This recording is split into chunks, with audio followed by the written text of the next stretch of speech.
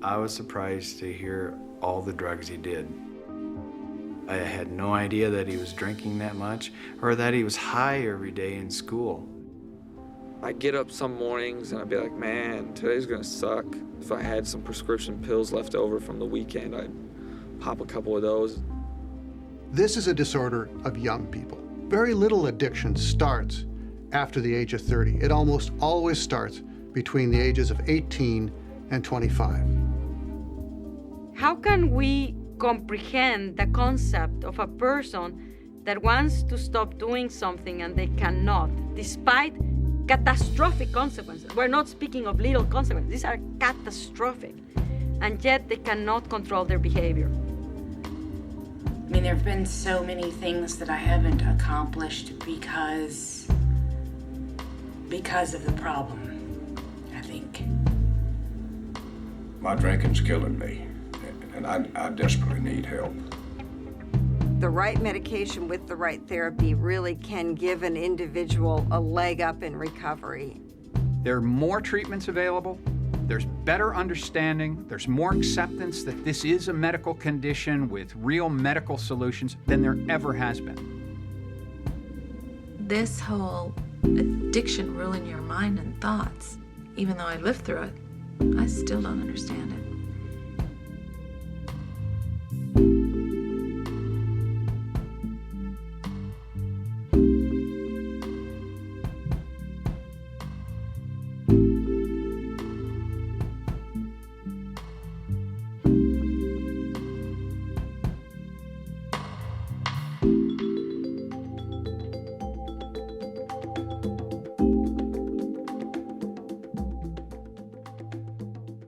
When somebody begins to think that a loved one or family member has a drug or alcohol problem, it is really frightening because none of us know how to start, and where to go. It's terribly difficult for the family to deal with. First of all, there's the stigma, there's the shame, the embarrassment. Just about everybody in the family wonders what they're doing or what they did to contribute to this problem. They don't know where to turn. They may or may not have easy access to treatment. They may have insurance, they may not. And they may not know whether there is a depression first or if it's the drinking problem, and they just don't know where to turn.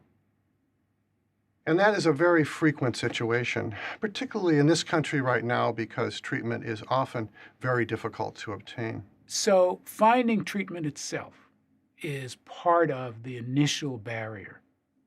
And then many treatment organizations are not consumer friendly. And so even if you find a treatment organization in some communities, they'll tell you that they're full, that they can't see you for another 3 or 4 weeks. And in the meantime, you got somebody knocking off the walls at home. So people who are getting ready to put their loved ones into the treatment setting need to understand and need support themselves for a difficult and rocky ride.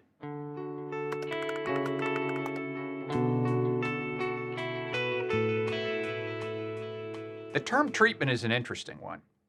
If we had a physician, a psychologist, and a social worker in this room, and we said, do you think we should have treatment for addiction? All of them would say yes, but all of them would mean something very different.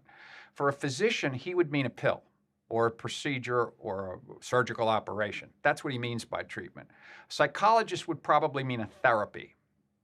And a social worker would mean a constellation of services designed to affect the problems that were available.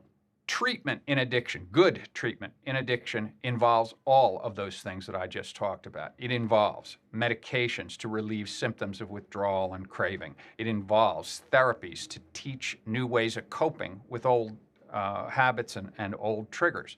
And it involves services that are responsible that will be very helpful in dealing with usually concomitant psychiatric, family, employment, sometimes legal problems. So it's a constellation of things.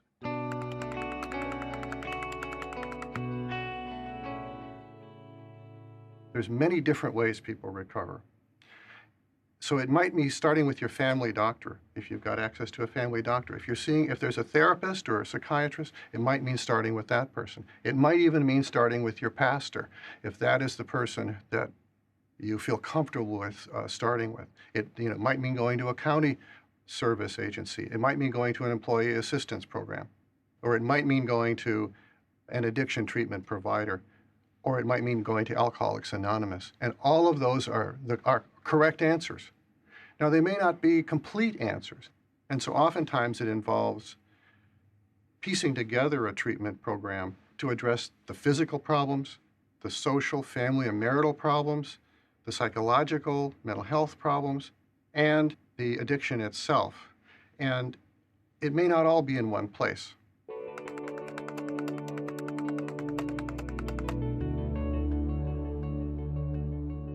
The best treatment programs and treatment professionals really deal with the entire package, the person and all the baggage they bring in.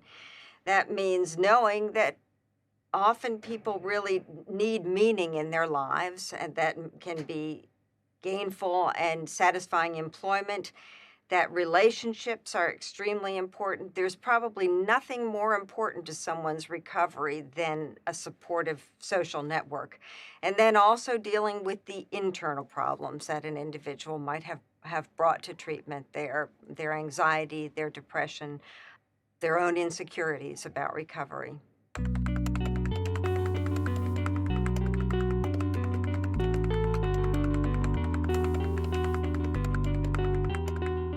A good substance abuse treatment program should have a good standardized assessment, which means they should be checking not only for substance use disorders, but co-occurring problems like depression, attention deficit disorder, conduct disorder, anxiety, trauma, victimization, HIV risk behaviors from sexual practices or needle use.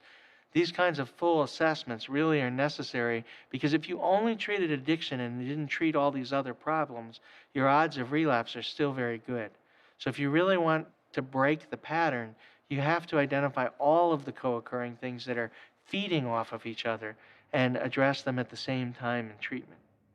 The reality is, this isn't an easy thing necessarily to discern. Drugs of abuse cause many symptoms that look an awful lot like an anxiety disorder, look an awful lot like depression. Often people are very depressed after they stop using for a few days to a week or two, but that can be self-limited. It may go away, it may not need treatment.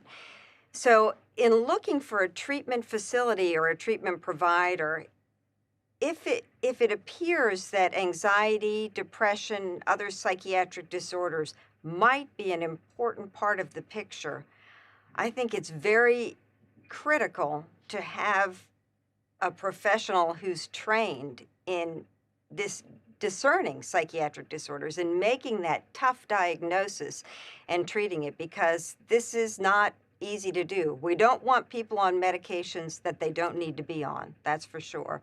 On the other side of that, you don't want somebody with an untreated depression or anxiety disorder that's going to drive their addiction. And that's not an easy call to make.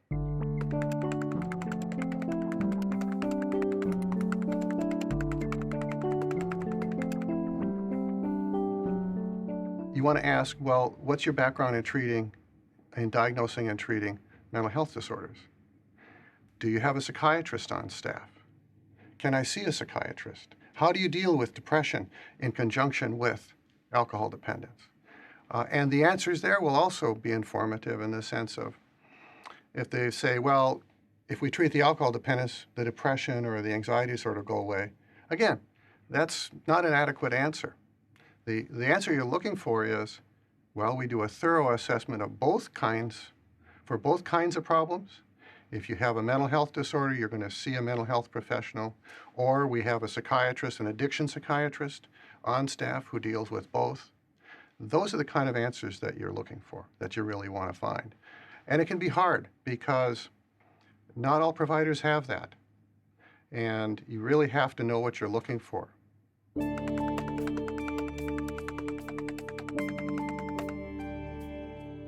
There is an American Society of Addiction Medicine.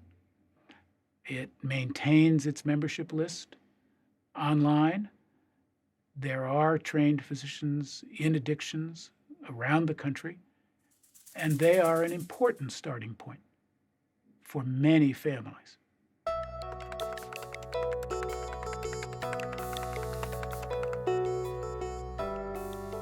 The best treatment programs are those that use empirically based treatments. And when I say empirically based, I mean treatments for which we know there's evidence that this has worked for the treatment of addictions. Things like cognitive behavioral therapy, family therapy.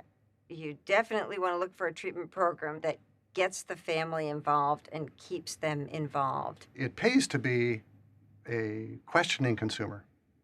And to some degree, people have to chart their own course in this regard. So it's important to ask the provider, a psychiatrist or a counselor or a therapist, it's important to ask them about their background and training in each disorder. Ask them what they think about this. Ask them what their treatment approach is. And not just accept what the provider is giving you.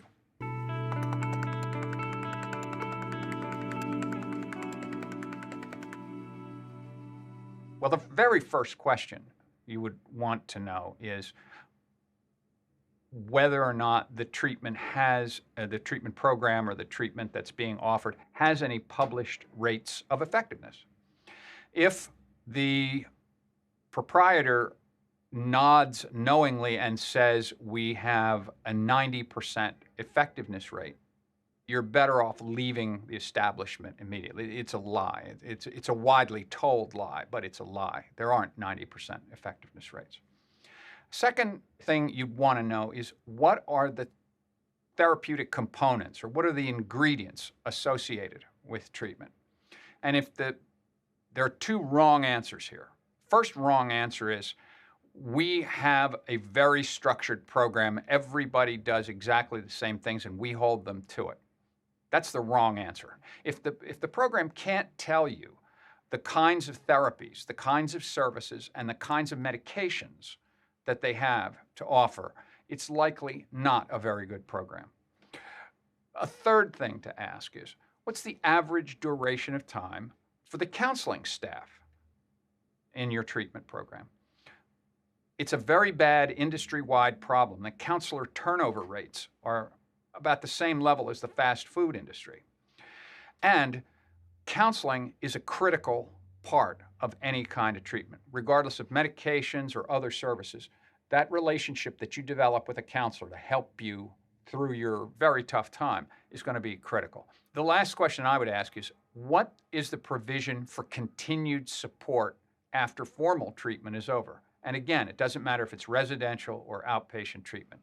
Most people need continuing care in the form of telephone monitoring, in the form of home visits, in the form of the ability to go back to the treatment program periodically, or many programs have alumni association that meet and help patients adjust to the world. These are the kinds of questions I would be asking of a treatment program.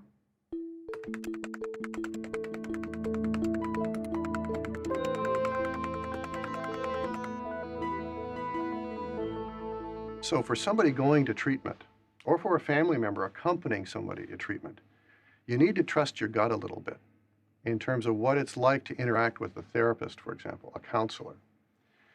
Do you feel comfortable? Do you feel like they understand you? Do you feel like they want to help you? Do you feel better after having been with them?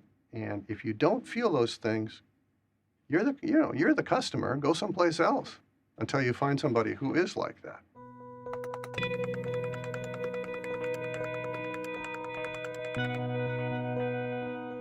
AA and NA and various 12-step programs are not treatment, and that people often confuse them with treatment. Treatment is really focused on getting you to stop using and trying to plan to avoid relapse. And that's what it predicts. If you go to treatment, it predicts you'll stop, and for a while you won't relapse. Where AA, NA, and other 12-step programs come in is they keep you from relapsing. They're not about getting you to stop. They're about keeping you in recovery. So they represent one of several types of structured environment with peers in recovery who understand what you've gone through, that can provide support and a form of monitoring to keep you from relapsing.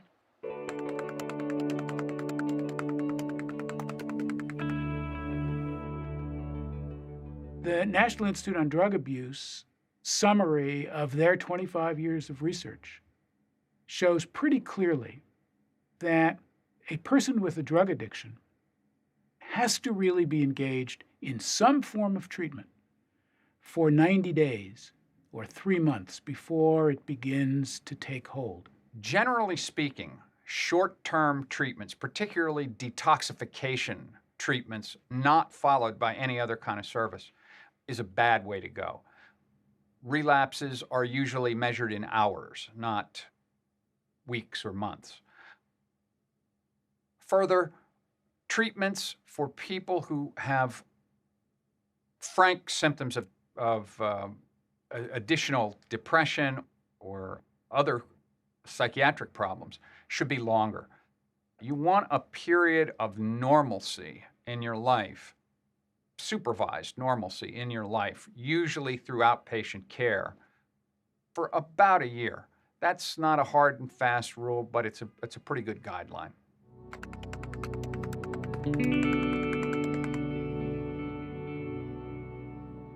The key to treating this addiction is not merely having the right medication that will reduce the symptoms of withdrawal or reduce the symptoms of craving. Frankly, we have those medications now. What's needed is, concurrent with those medications, to change lifestyle, to change the individual's ability, willingness to manage and monitor symptoms that may stay around for a very long time, possibly forever. That's the goal of addiction treatment, and it's to stress personal responsibility as well as family and community assistance in engaging personal responsibility. The other thing that's really important is the type of aftercare program that a treatment facility utilizes. Just to get people clean for a 7 or 10-day period just isn't enough. During the first 90 days after an individual initiates abstinence, they are at an extremely high risk for relapse. If you follow the 12-step doctrine, they say 90 meetings in 90 days. And that was a very, very wise statement. And now we have neurobiologic evidence to back that up. The brain is vulnerable for at least 90 days after the last use. So people need to be followed up very closely. So you want a treatment program that has good, comprehensive aftercare.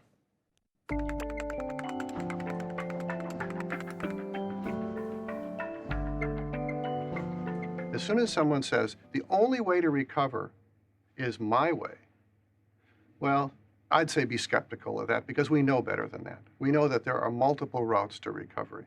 If I were to tell people what to stay away from, I'd stay away from anything that wasn't proven at this point. There's enough, we know enough now, there are enough strategies that we have evidence about that work. Why wouldn't you go to a professional that uses a proven method for treatment? Why would you go anywhere else?